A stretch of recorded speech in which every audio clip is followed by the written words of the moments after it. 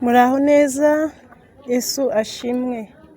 Turabasuhuje mu izina rya Yesu Kristo, umwami wacu nabane namwe kandi abahe amahoro mu mutima. Nitwa Dushimimana Elizabeth Queen, umunyamakuru wa Isaracyakora TV.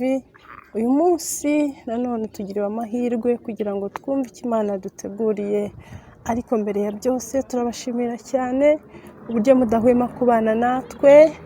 Wowe wakanze subscribe ugakora comment, turagushimiye. Ndetse nawe usangiza ibiganiro byacu ku bandi, turagushimiye. Imana y'amahoro iguhe umugisha. Namwe rero bataradukurikira, ni ikaze kuri Isaracyakora TV. Ni channel yacu iba kuri YouTube, wandikamo Isaracyakora TV ugahita udukurikira. Ikirango cyacu gifite ibara ry'ubururu ririmo umusaraba n'inuma hejuru, cyanditseho Isaracyakora TV.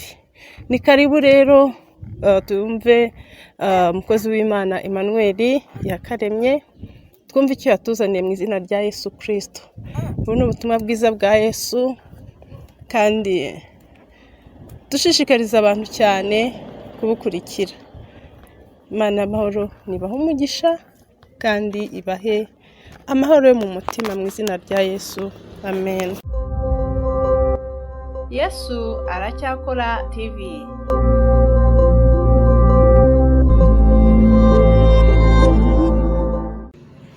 Reka twongere dusuhuzanye mu izina rya Yesu. Haleluya. Amen. Abari inyuma muratwumva neza? Haleluya. Amen. Imana ishimwe cyane. Ahari hari umuntu wageze hano, tumaze kuvuga amazina yacu. Amazina ni Emmanuel yakaremye, nkaba ndi umukristo wabarizwaga mu itorero ry'i Karumeli, ariko ubu ngubu nkaba mbarizwa muri iri torero ry'i Beteli.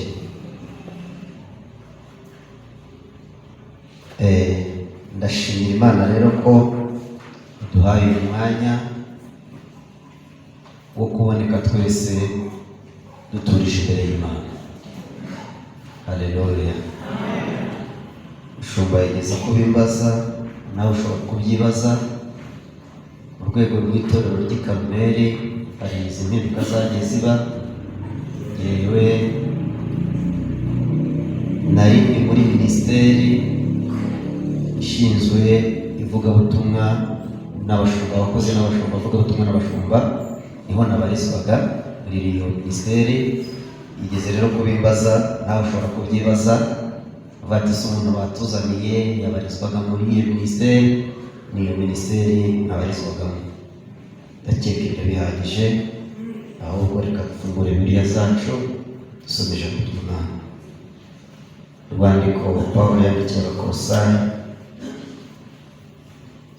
urwandiko Pawulo yandikiye Abakolosayi, igice cya mbere, turasoma ku murongo wa 19 n'umurongo wa 20. Abakolosayi bari hirya cyane gatoya y'Abafilipi, ni mu isezerano rishya. Urwandiko Pawulo yandikiye Abakolosayi, igice cya mbere, turasoma umurongo wa 19 n'umurongo wa 20, ariko turi buze kwibanda cyane ku murongo wa 20. Reka dusome mu izina rya Yesu. Ndatekereza ko abenshi twahageze, kuko Imana yashimye ko kuzura kwayo kose kuba muri we. Namwe niko handitse? Dutangiye. Kuko Imana yashimye ko kuzura b'Imana nyine kwayo kose kuba muri we, kandi imaze kuzanisha amahoro amaraso yo ku musaraba we, imwiyungisha n'ibintu byose, ari ibyo mu isi cyangwa se ari ibyo ku isi cyangwa ibyo mu ijuru. mwakire neza ijambo ry'Imana. Mwakire neza ijambo ry'Imana.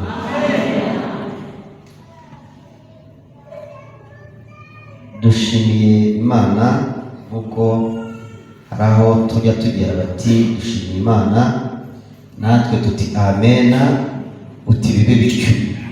Siko biba bimeze se? Iyo uvuze uti dushimiye Imana, ushimiye Imana yandikishije iryo jambo, iyo uvuze uti amena, uvuze ngo bibe bityo. Tugiye kuganira ijambo rifite umutwe uvuga ngo Kristo umuhuza w'abantu n'Imana. Nabonye hano mufite ikoranabuhanga, byaza kuba byiza abantu babyitayeho.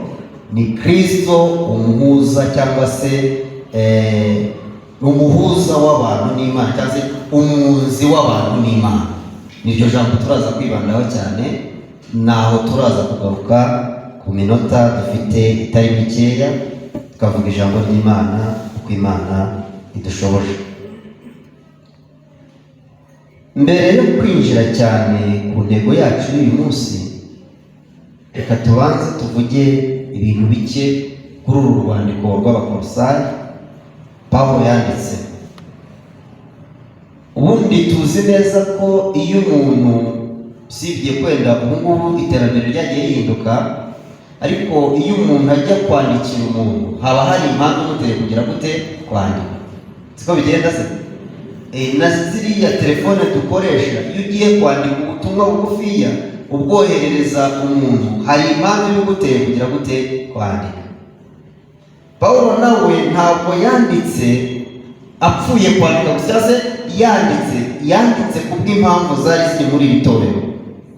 Iri torero ryo mu Bakolosayi cyangwa se ry'Abakolosayi, Pawulo aryandikira, ntabwo tuvuga amateka menshi cyane ariko reka tubivugeho. Pawulo aryandikira ryari rifite ibibazo bigera nko kuri bitatu, ariko hari ikibazo gikomeye. Ikibazo cya mbere cyari gihari, hari inyigisho z'ubuyobe, inyigisho zari zije zivuga ngo Yesu Kristo akwiriye gutandukana, bakwiriye kubigaburamo kabiri, bakavuga Yesu bakavuga na Kristo. Ushobora kutaza kubyumva, nibagiye kubanza kubiseguraho, kubera ko twaturutse ahantu hatandukanye tukabahurira aha ngaha muri iri torero. Bamwe baraturutse aha, abandi baraturutse aha. Ushobora kuza kumva ijambo ariko nturyumve neza. Nuza kugira n'ijambo utumva neza kuri twako ritari, uze kwegera umushumba cyangwa nanjye ngegere turi kumwe hano, nkubwire icyo nendaga kuvuga, kuko twagiye duturuka ahantu hatandukanye, imvugo rero zishobora gutandukana. Icyo kintu nkunda kukibwira abantu iyo mpagaze imbere y'iteraniro. Yesu rero hari inyigisho, ndi kuvuga impamvu Pawulo yanditse, hari inyigisho zibwira abantu ko Yesu mwene Mariya umuhungu wa Yosefu, Kristo yamujeho igihe yari mu mazi abatizwa. Niho hari inyigisho yari. Noneho ngo igihe Kristo yari ari mu mazi abatizwa, igihe umwuka wera yamumanukagaho, niho ijambo cyangwa se niho izina Kristo ryamujeho. Niko bavugaga, nizo nyigisho zari zihari. Noneho inyigisho yari yaravugaga ngo Yesu Kristo rero yakomejanije n'iryo zina, ariko ngo ageze ku musaraba Kristo aba ari uwanga, ariko Kristo aragenda habambwa Yesu. Nicyo kibazo cyari mu itorero ryo mu Bakolosayi. Icyo nicyo kibazo cya mbere cyari gihari. Impamvu babivugaga yari iyi: ubundi ijambo Yesu ni izina ry'Igiheburayo rivuga gucungurwa cyangwa gucungura. Ba Yosuwa, ba Yusufu, bose ni ayo mazina, ni izina rihabwa abantu. Ariko Kristo ni izina rivuga gusigwa. Nta wundi rero wari wigeze usigwa usibye Yesu wo kwa Mariya, akitwa Kristo. Noneho nuko bati yarasizwe turabyemera, yahawe iryo zina turabyemera, ariko yarihawe igihe yagiraga gute yabatizwaga, igihe hamanukaga ijwi rivuga ngo nguyu umwana wanjye nkunda akagira gute nkamwishimire. Iyo niyo nyigisho yari ihari. Noneho igihe yabambwaga rero, kuko umwana w'Imana adakwiriye kubambwa, mpamvu nabivuze nuko izi nyigisho zihari n'uyu munsi zirahari, kuko umwana w'Imana adakwiriye kubambwa, babambye Yesu wo kwa Mariya, ariko Kristo wari uri muri we yari yaragiye. Nicyo kintu cyari gihari. Indi nzitizi yari ihari Pawulo yandika ibyo, kandi nubisoma neza muri uru rwandiko uzabisanga mu gice cya mbere umurongo wa 15 niho uzasanga ubwo buyobe bwari buri. Noneho indi nyigisho yari ihari yari inyigisho yo gusenga abamarayika. Bakavuga ngo dukwiye gusenga, ariko tugasenga n'abamarayika bakajya kuduhakirwa ku Mana. Mbega hari inyigisho yo gusenga ibiremwa. Noneho rero ibi byose nabyo nubisoma uzabisoma ku bice bibiri, ku murongo wa 16 n'umurongo wa 21 niho uzasanga izo nyigisho. Noneho Pawulo nawe agaragaza intego y'iki gitabo, agaragaza ko Kristo Yesu ari we kuzura kwa byose. Yesu na Kristo ntabwo batandukanye. Iyo niyo ntego nyamukuru Kristo nani Pawulo yari afite ajya kubandikira.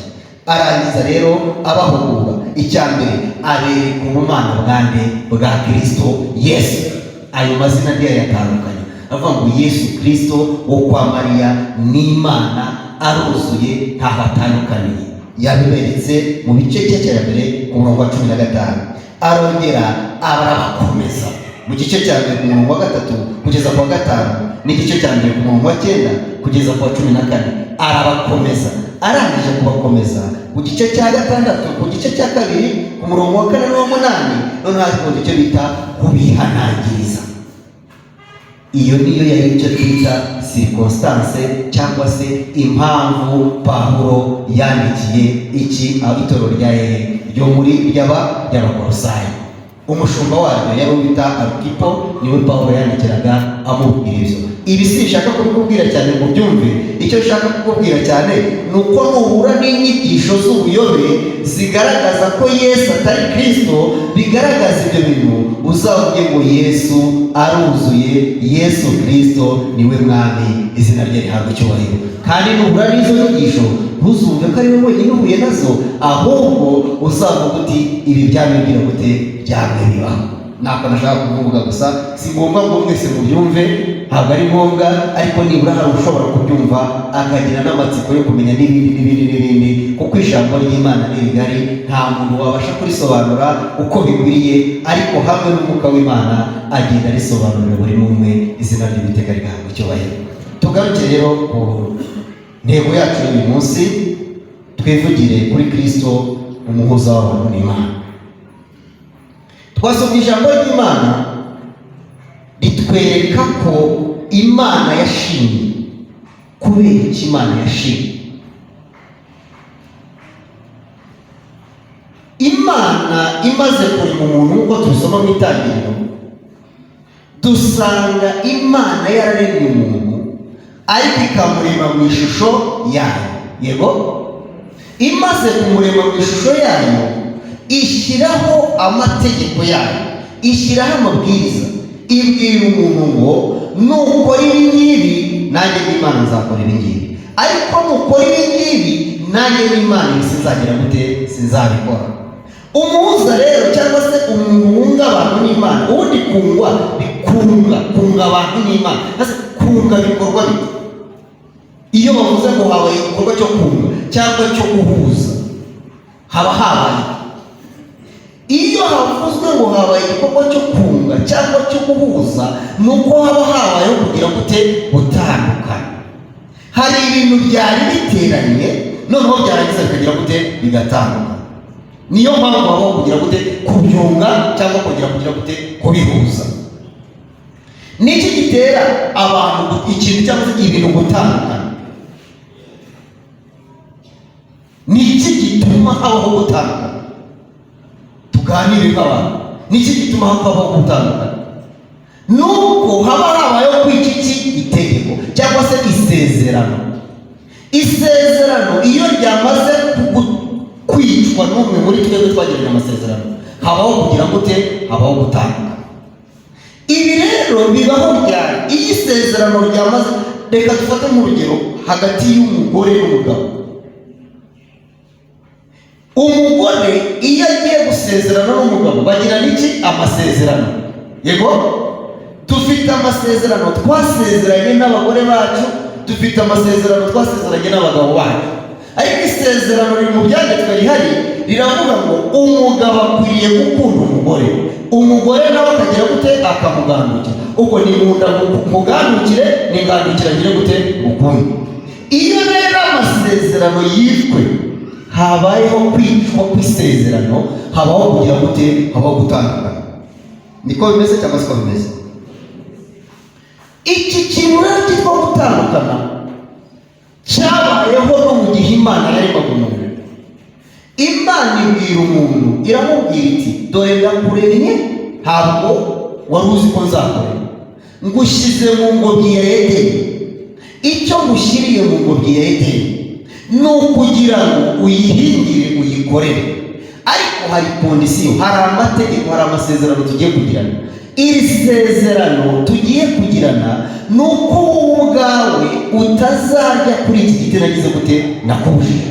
Nuramuka ukiriyeho no gupfa uzagira gute? Uzahaba.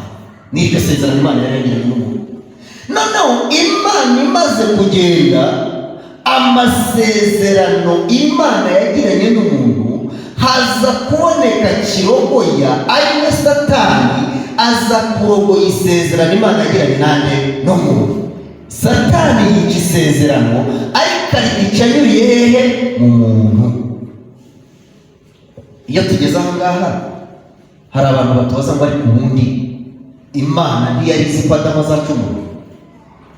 Nawe kandi ushobora kubyibaza, ariko ntabwo Imana yari izi ko Adamu azacumura, kubera ko Imana yari yamuhaye amategeko agomba kumugenga. Icyo Adamu yagombaga gukora, yagombaga gufata icyo twita responsibility cyangwa se uburenganzira bwo guhitamo ikibi cyangwa icyiza. Abakristu benshi bajya bakora ibyaha, abantu bagakora ibyaha bagacumura ku Mana, ngo ariko Imana nayo yari ibizi gute? Yari ibizi se, yaguhaye uburenganzira bwo guhitamo icyiza cyangwa ikibi. Imana ishimwe cyane. Ubu burenganzira rero Imana yaguhaye, ubu burenganzira Imana yari yahaye Adamu, nibwo bwashoboraga kumurinda Satani yamushuka, Satani yashuka Eva akavuga ngo hoya, kubera uburenganzira dufite. Imana ishimwe cyane. Kubera uburenganzira Imana yaduhaye guhitamo icyiza n'ikibi. Twebwe rero ntabwo dukora ikibi, ahubwo tuzakomeza icyiza Imana yagize gute? Yaduhaye. Kwabo guhitamo kwabo, kandi amahitamo yabo niyo yakoze. Bahitamo rero kurya kuri iki giti, bacumura, bica amategeko y'Imana. Ikindi cya kabiri gikurikiraho, Imana yagiye ikora uburyo bwose bushoboka. Imaze gukora uburyo bwose bushoboka, ishaka uburyo wa muntu yakongera kugirana ubumwe nayo. Ariko birangira umuntu bimunaniye neza. Iyo dusomye ibyanditswe dusanga uburyo Imana yanyuriye mu bitambo, Imana irazamuka inyurira mu mategeko, ariko umuntu kubana n'Imana, kungwa n'Imana, kuba umuhuza w'Imana, habura icyahuza Imana n'iki? N'umuntu.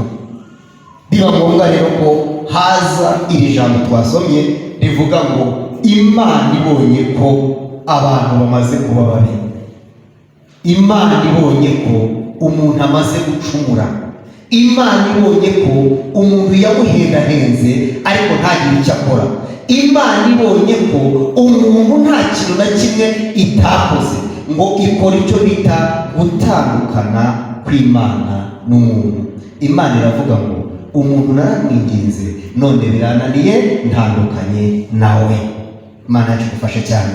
Niho iyo usomye ibyanditswe bisanga ngo hagati y'isezerano rishya n'isezerano rya kera haraciye imyaka isaga 400. Niyo bagereranya baravuga ngo hanyuze imyaka 400 kugira ngo hongere haboneke umuhuza w'Imana n'abantu, ari we Yesu Kristo. buriya mu buzima busanzwe iyo abantu bagiranye ikibazo nabo bijya bibaho, namwe byababayeho. Ukagirana umuntu n'ikibazo ugahendahenda ariko igihe cyagera avuga ati noneho nanjye rero genda uri wawe nanjye nzaba iwanjye. Yego niko umuntu ateye. Hari igihe uhendahenda ibintu bikanga, noneho rero bikavuga ngo genda uri wanjye nanjye nzagira gute, nzaba iwawe. ubwo Imana yonyine n'izabica. Ariko dushimira Imana, haleluya, dushimira Imana tutashimye kuba iwayo natwe tuba iwacu mu isi, ahubwo ibibonye neza ishima kohereza umuhuza w'abantu. N'iki? Ni Imana. Imana yashimye cyane. Uyu muhuza rero, reka ngaruke ku iki kintu nari mvuze nongere gisubiremo. Nubona wahuye n'ibibazo, ukabona wagiranye n'ikibazo n'umuntu, ukabona bikomeye, ukagera igihe uvuga uti genda ube iwawe nanjye nzaba iwawe, genda wibane nanjye nzibana, ujye utekereza ko n'ibi byabaye hagati y'abantu n'Imana. Imana ibwiye umuntu utumve rero, narakwinginze kuva kera biranga, ubwo byanze genda ube mu isi nanjye nzibere iwanjye mu ijuru. Imana iragenda imara mu myaka isaga 400, niko abahanga batubwira. Isaga 400 ijwi ryayo yaragize gute, yararikubye mu isi. Umuntu ari ukwe n'Imana igize gute, irukwaye. Imana rero yo ibaho iteka ryose kandi izahoraho iteka ryose. Ariko wowe ntuzagirana n'umuntu ikibazo, birashoboka kuko duteye mu isi. Jya ugerageza gushaka umuhuza wawe n'uwo muntu, ugerageze ushaka uburyo mwahura, noneho nimumara guhura muganire. Nimumara kuganira ahari wenda ntawe ubizi, Imana ishobora kubanyuriramo mukongera mukaba bagenzi bajya hehe, mu ijuru. Kubera iki? Buriya hari igihe umuntu avuga ngo njyewe sinzavugana nawe. Yes, ntuzavugana nawe, ariko n'utavugana nawe ubu nawe akavuga ngo sinzavugana nawe, ariko mukaba muri abakristo. Uramwanga we arakwanga, biragaragara, sibyo? Biranaza, biraruzwi ko yakwanze, n'abantu baravuga bati ariko ubundi yakarebye ko yahohoteye uriya mubyeyi, koko kuki yamwanze bigeze kageregara. Barabizi ko amwanga, barabizi ko yaraguhemukiye, barabizi ko n'amafaranga yawe atayaguhaye, barabizi ko n'ibibazo byinshi ugize ari wowe wabiguteje. Abantu barabizi, nawe urabizi. Ariko dore imporanire, nawe mu mutima wawe uramwanga, wumva utamukunze. Niba rero utamukunze nawe akaba akwanga, dore ikibazo kiriho. Azazira ko akwanga ajya igihenomu, nawe uzire ko utamukunda ujye hehe, igihenomu. Mwese muzahurira hehe, igihenomu. Birakwiriye rero ko waboneka umuhuza wawe n'Imana na wa muntu, ukagera ku rwego rwo gukunda umuvandimwe musengana, ukazamuka ukagera ku rwego rwo gukunda umuryango wawe, ariko ukazamuka ukagera ku rwego rwo gukunda n'umwanzi wawe. Mana yacu dufashe cyane. Kuzamuka ukava ku rwego rwo gukunda umwana wawe, ukazamuka ukava ku rwego rwo gukunda umugore wawe, imiryango itorero ukabikunda, ukagera ku rwego rwo gukunda n'umwanzi wawe, kugeza ubwo uzaba nka Stefano ukavuga ngo data, avuga ijambo rikomeye, barimo bamutera amabuye, aravuga ngo data ubababarire kuko batazi icyo bagira gute, icyo bakora. Urwo ni rwo rwego ukwiriye kubaho, urwo ni rwo rwego nkwiye kubaho, kugira ngo nzarabe ubwami bw'Imana. Imana nayo rero igira umwanzuro, iravuga ati okay, umuntu arananiye, njyewe ubwo umuntu ananiye rero ngiye kumwihorera, noneho sigare jyenyine nawe agenda abeho.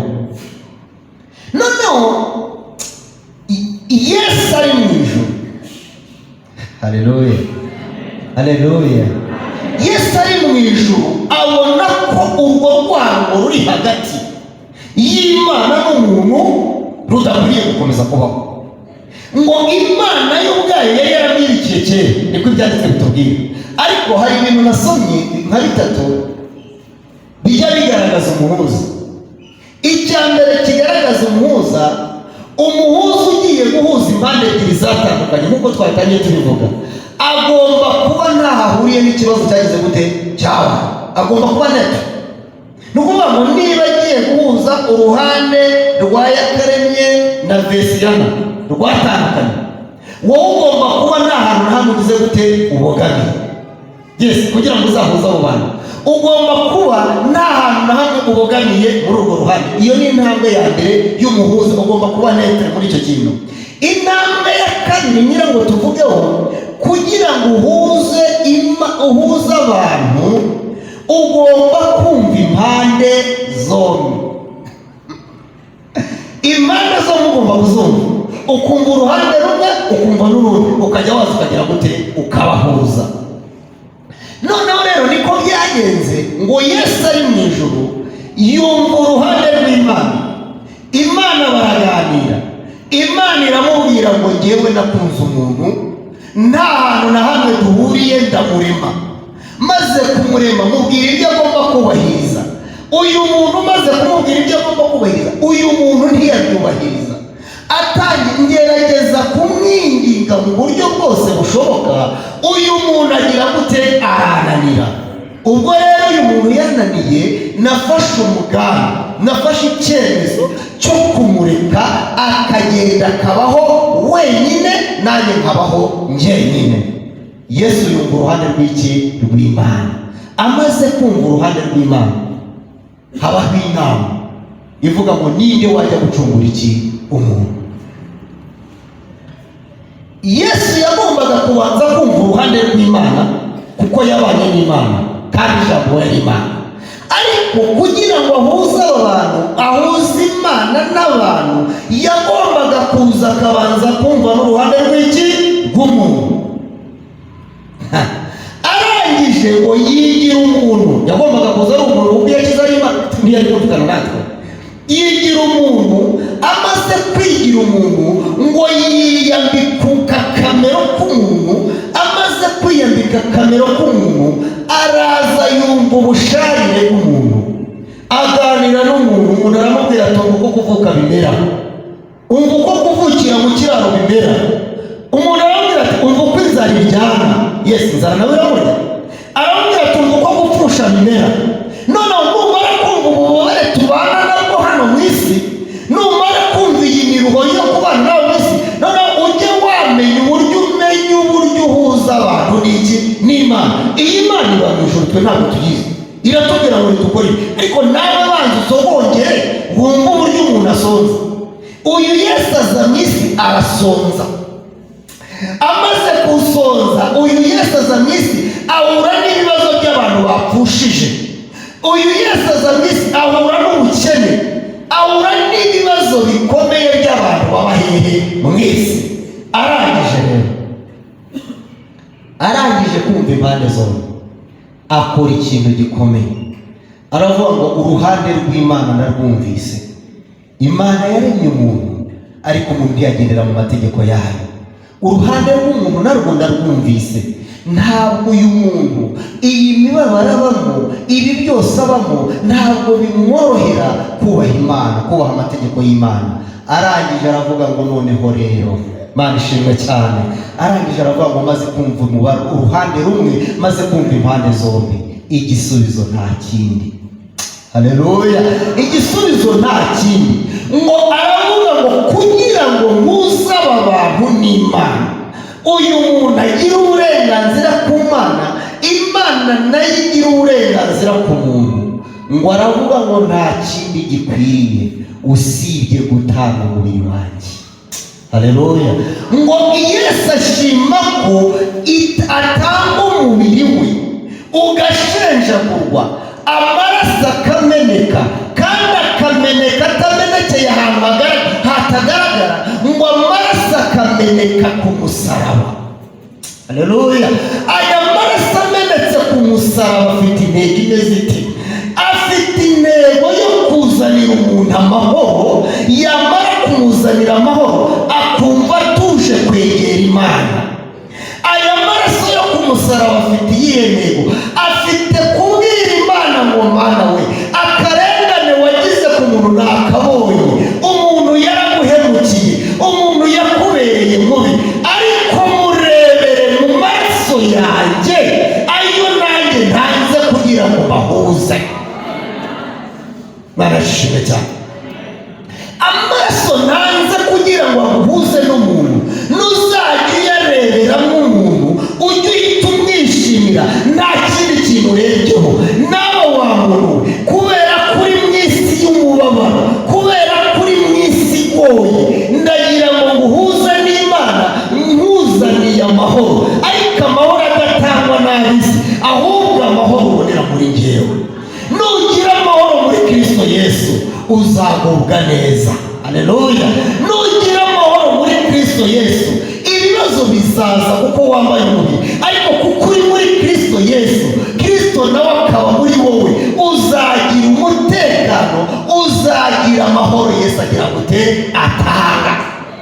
N'ubu ufite amahoro atanga rero, Imana nayo kubw'amaraso ya Yesu Kristo ku rundi ruhande izakurebera kubw'amaraso ya Yesu Kristo, ivuge ngo kuko Kristo yemeye kuduhuza.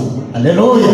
Njyewe nawe tugahura, tugahuzwa n'uko utari bushishore, ariko tugahuzwa n'amaraso ya Kristo. Ubwo Kristo yaduhuje, ntabwo ngikwita ngo witeke umucamanza. Iyo mbonyeho amaraso yayandi twahereye hasi tuvuga, ntancira urubanza rubi, ahubwo mpita nkiranuka kubw'amaraso ya Kristo.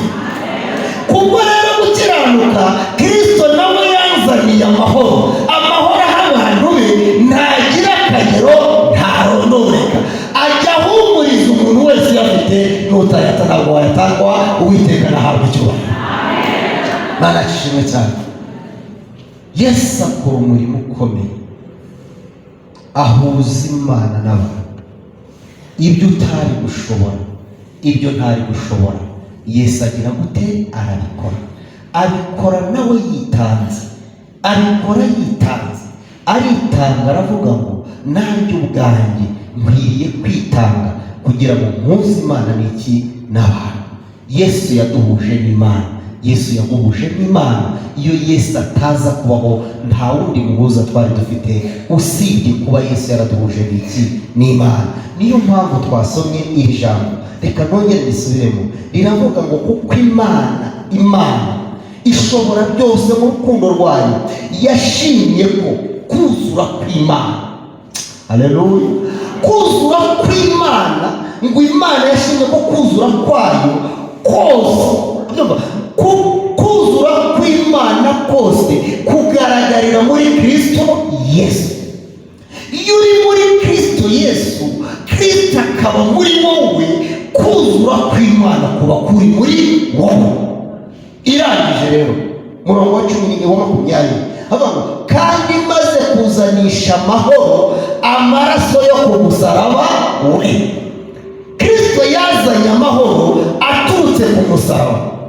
Amahoro Imana yayazanye mu isi kubw'amaraso ya Yesu. Naho ubundi nta mahoro yari ahari. Iyo usomye mu gihe cya kera usanga abantu bari mu buryobe, bari mu bibazo bikomeye, ariko Kristo amaze kujya ku musaraba ngo imuzanisha amahoro.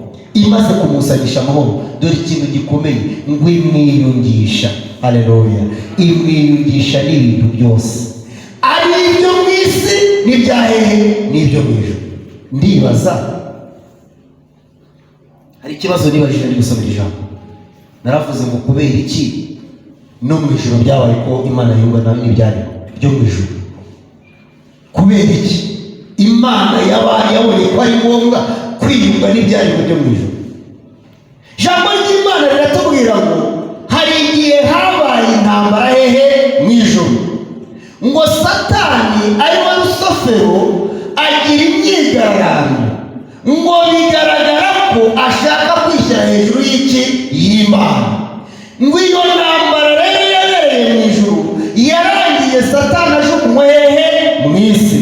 Amaze kujugunywa mu isi, ngo iyo ntambara yabereye mu ijuru yatumye n'ijuru ubwaryo rigira gute? Ryari. Haleluya. Ariko kubw'amaraso amaraso ya Kristo isi dutuyemo yarahumanutse, Imana ishimwe cyane, ariko n'ijuru naryo rigira gute? Rinezwa kubw'amaraso yande ya Kristo Yesu. Ibi bintu dushobora kubivuga gutya ariko ntubyumve. Uyu Yesu ni umuhuza mwiza, yumvisha uruhande rw'Imana, abona Imana akarengane yagize, yarangije yumva n'uruhande rw'iki? Rw'umuntu. Arangije rero ngo Kristo amaze kwita amaraso ye, amaraso ya Kristo yejeje umuntu mu isi, arangije aranazamuka. Amaraso ya Kristo niyo yejeje ijuru, ituma ijuru ryera kugeza bugingo n'ubu, n'abari mu isi nabo bagize gute? Barera ku bwande, ku bwa Kristo Yesu. Uyu Yesu tuvuga, reka dusoze tumuvugaho ibi bintu. Kumwizera nibyo bifite agaciro. Haleluya. Kuza mu rusengero ugaterana n'ibiza, ariko kumwizera nibyo bifite agaciro.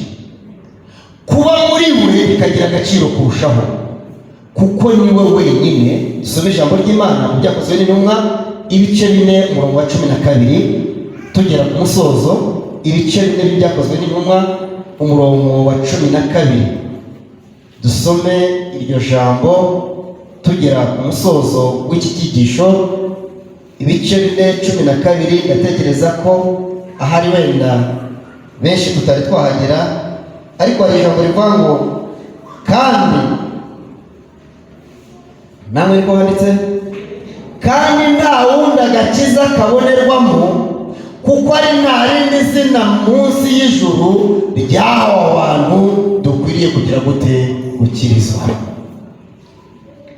Nta wundi agakiza kabonerwamo, nta wundi muhuza dufite. Ntabwo pasiteri yaguhuza n'Imana, oya, ntabwo umuntu runaka yaguhuza n'Imana. Hari abantu bari hano kuri iyi si bagaragaza ko aribo bahuza b'abantu n'Imana. Oya, ijambo riratubwiye ngo nta wundi twahawe ubasha kuduhuza n'Imana, nta wundi tubasha gukirizwamo uretse Yesu Kristo, kuko icyo yakoze we yumvishe neza uruhande rw'Imana, arangije yumva n'uruhande rw'umuntu, arangije aravuga ngo nta handi, nta yindi nzira naca uretse kujya ku musaraba, nkabambwa, amaraso yanjye akazanira abantu bari mu isi amahoro. Noneho amaraso yanjye Imana yayareba igahita ibona uyu muntu akiranutse.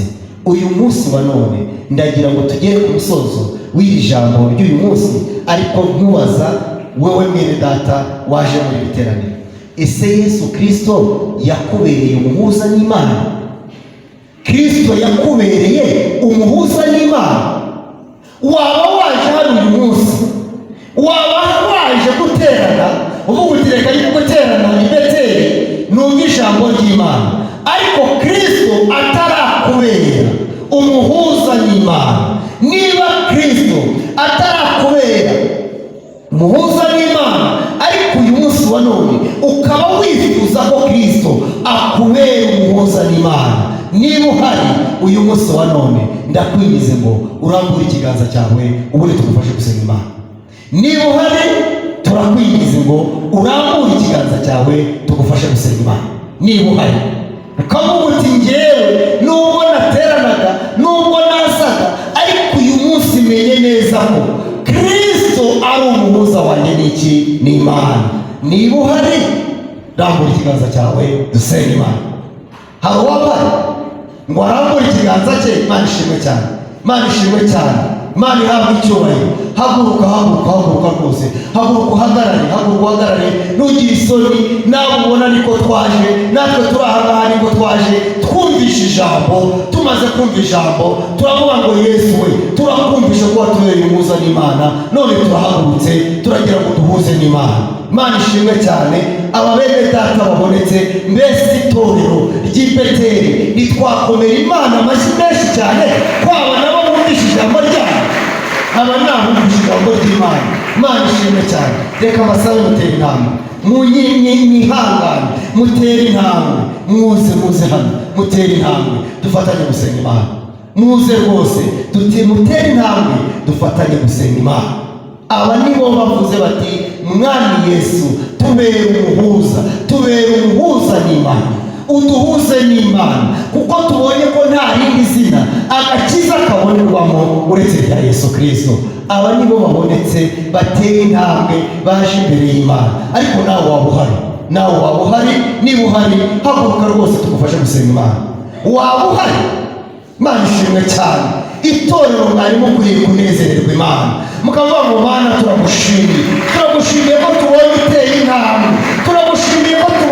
intambwe, akaza akavuga ngo Kristo reka mbere umuhuza n'Imana. Ahari nashatse amahoro ndayabura, nagiye gushaka amafaranga ariko ntiyampa amahoro, nagiye gushaka ubutunzi ndabushaka ntibwampa amahoro. Hari n'abatera intambwe bakajya mu zindi ngeso, bakajya mu bapfumu, bakajya gupfumura, bakavuga ngo Mana tugirire neza, ariko ibyo ntibibaha amahoro. Ariko bamaze kumva ko Yesu ari gutanga amahoro, baraje babwiye Yesu ngo Yesu we turakwinginze uduha amahoro utanga. Twagiye mu bana ntibaduha amahoro, twagiye mu miryango ntiyaduha amahoro, ariko tumaze kumva ijambo ryawe ko ari wowe muhuza w'abantu n'Imana, turaje ngo uduhe amahoro. Imana ishimwe ko aba ngaba babonetse, kandi ijambo rikambwira ngo mu ijuru aho duturuka, aho duharanira kujya, ngo iyo umunyabyaha umwe yihariye mu ijuru impundu ziravuga. Iyo umunyabyaha umwe bw'Imana mu Mana nanjye nciye bugufi, natwe kandi nkarigisha iyo tugize amahirwe, tukagira amahirwe akagira umuntu umwe, niyo yaba umwe akaza agatera intambwe, akaza akegera Yesu Kristo, turanezerwa, turavuga ngo natwe nibo tuzabana, tuzabona mu minyago, tuzashyikiriza Imana. Aba nibo babonetse. Reka nsabe bihangane hano, niba ari nabwo bwa mbere uhaje, wihangane upfukame. Cyakora wenda niba hari ikibazo ufite cy'uburwayi twagufasha, kuko niba ntacyo ihangane upfukame. Reka nsabe itorero ryose duhaguruke dusengera aba bene data babonetse kandi bakaboneka baciye bugufi imbere y'Imana. Reka n'ubundi dusabe Pasiteri Deo yegere hino asenga Imana, kandi n'abashumba nabo begere hino basengera aba bantu babiringira Imana. Niba hari mikorofone mwamufatisha tekinike ikamufasha akabona mikorofone yo gusenga, natwe twinginga Imana dushimira Imana ngo Mana urakoze ko habonetse abihaniye baje imbere y'Imana, bavuga ngo Yesu tubere umuhuza n'Imana. Hari ibyadutandukanije n'Imana, hari ibyatumye Imana itatubona, ariko uyu mwanya reka twinginge Imana. Karibu Pasiteri gusigira abangaha. Koze cyane. Tugiye gusura muri aya magambo agira ngo Mwami Yesu, musubiremo cyane. Mwami Yesu turagushimye cyane, wadupfiriye ku musaraba, uhowe ibyaha byacu. Tugusabye imbabazi ngo tubahe ibyo twakoze byose, twokesha amaraso yawe, udukure mu gitabo cy'abanyabyaha, twandike mu gitabo cy'ubugingo, utuyoboze umwuka wawe. Tubigusabye twizeye ko utwumvise, mu izina rya Yesu, amen. Turagushimiye Mwami wacu Yesu, urakoze Mana, wabaye umuhuza w'abantu n'Imana. nta wundi twari kubona, urabizi neza, ntabwo twari kureba Imana, ntabwo twari kuyibona, ntabwo twari kuyisobanukirwa, ntabwo tuba twitwa abakristo, ariko wemeye kujya ku musaraba w'isoni, amaraso yawe usa n'Imana. Ntabwo icyubahiro, bari imbere yawe, bateye intambwe ikomeye cyane, bateye intambwe ikomeye cyane, bateye intambwe ikomeye cyane, bateye intambwe ikomeye cyane, baje imbere y'Imana, baje imbere y'Imana isumba byose. Barabwira Yesu ngo Yesu we tubere umuhuza, amahoro watanze, amahoro utanga, reka abe mu mitima y'abakobwa, reka amahoro utanga abe mu mutima w'uyu mugabo, amahoro utanga abe mu mutima w'uyu mubyeyi. Amahoro yabuze aho yarari ayabona ageze mu nzu yawe, amahoro yabuze aho yarari ayabona ageze mu nzu yawe, amahoro yabuze mu bana, amahoro yabuze mu butunzi, amahoro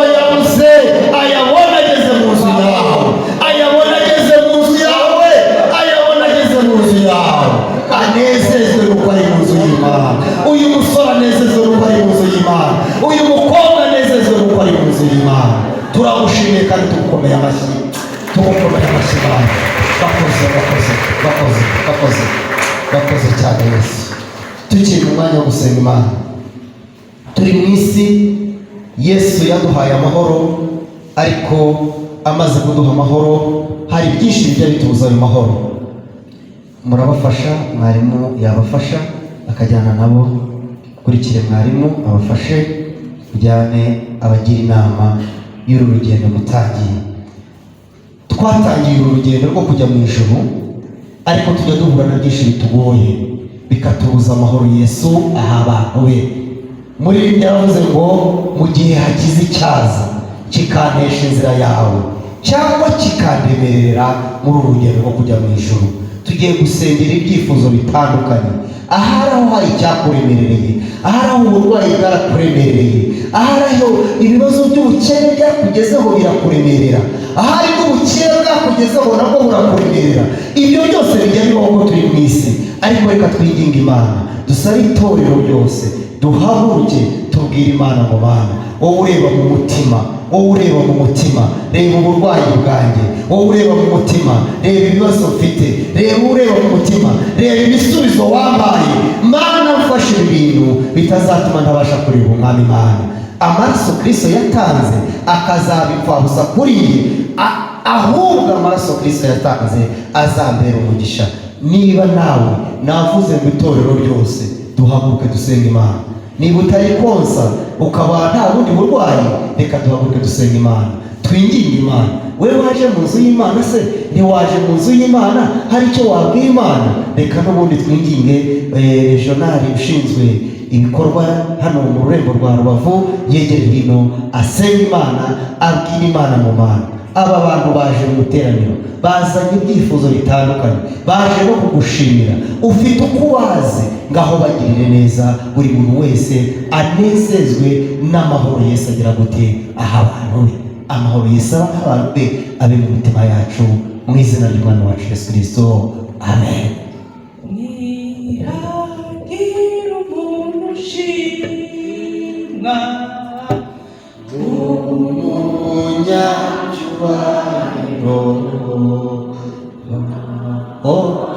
yakirusha Yesu wacu, Yesu aramuhebuje. Iryo zina rya Yesu ndarito, haleluya, ry'umucunguzi wanjye. Iryo zina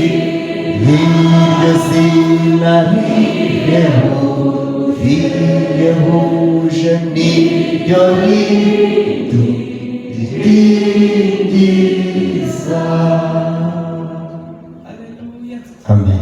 Mana, turagushimiye, Turi imbere yawe, izina ryawe ryiza iryo twisunga tugakomera. Izina ryawe ryiza niryo ryatumye twitwa abo turi bo uyu munsi. Izina ryawe ryiza niryo ritubeshejeho.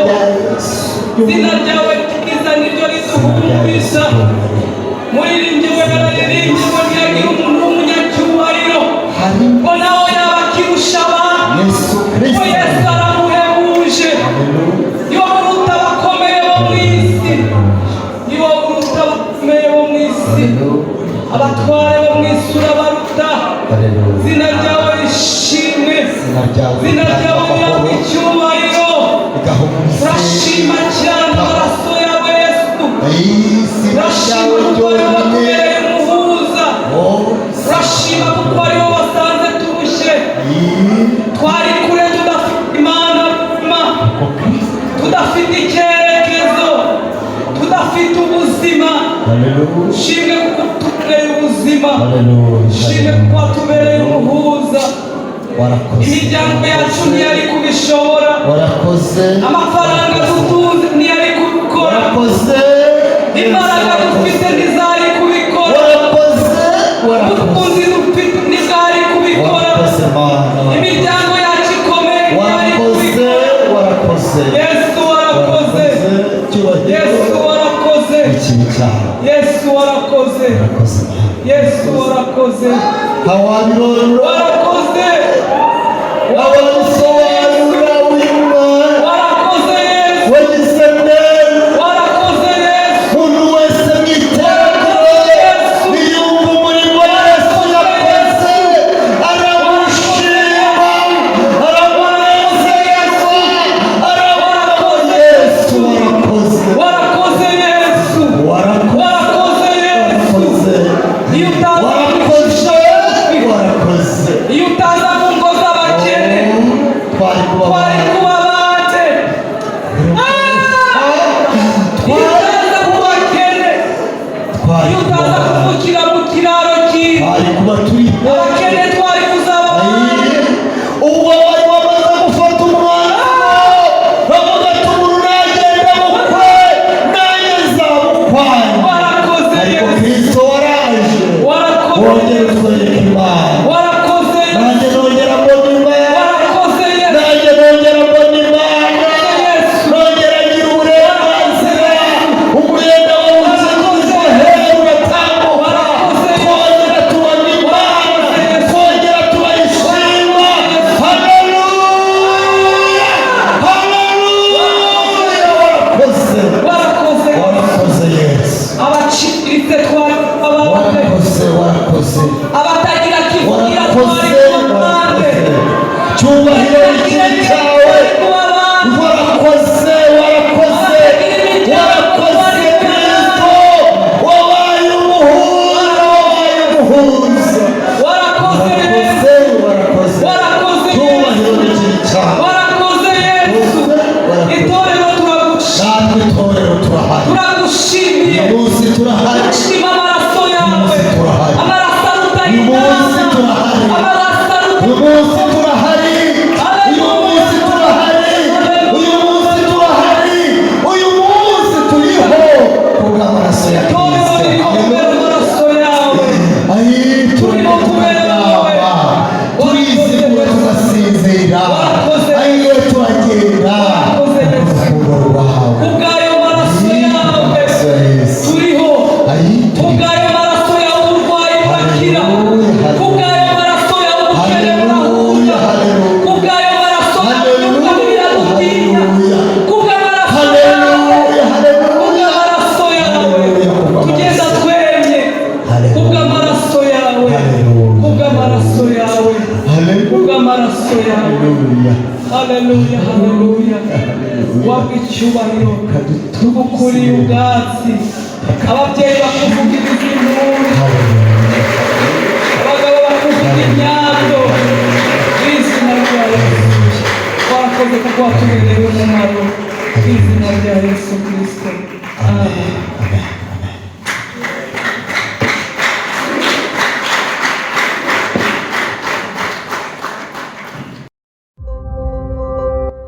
Yesu aracyakora TV.